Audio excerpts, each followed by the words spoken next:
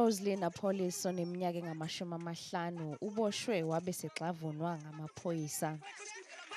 Okulandelayo kule video kubonakala iphoyisa lima phezu kwekhanda lakhe.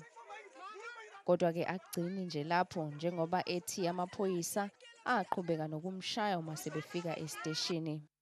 At the police station, the vrouw was out of the police van and they was beating, that one, only the one was beating my daughters and see, and I was asking, I was begging him to stop, but he just moved on, and his college told him to stop.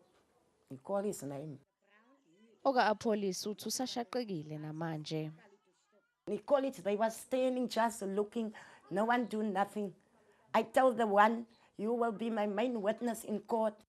Yize sekuphele isonto kwenzeke isigameko kodwa namanje asabonakala amanxeba emzimbeni walogogo nabazukulu abayishumi.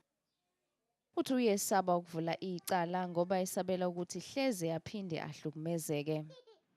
Umnyango wezokuphepha komphakathi esifundazweni ufuna ukuthi kwenziwe uphenyo ngalesi sigameko.